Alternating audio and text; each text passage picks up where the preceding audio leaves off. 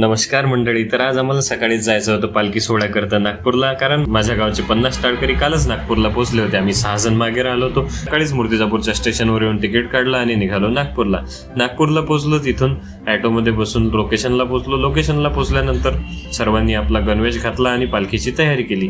लोकेशनला पोहोचलो, तिथं सर्वांनी तयारी केली आणि झाली पालखीला सुरुवात. पालखी सोहळा संपल्यानंतर आम्ही जेवण केलं आणि निघालो आम्ही मूर्तिजापूरकरता ट्रेनमध्ये बसून परत. तर आजचा पालखी सोहळा कसा झाला कमेंटमध्ये नक्की सांगा. भेटू पुढच्या ब्लॉगमध्ये. तोपर्यंत जय गजानन माऊली.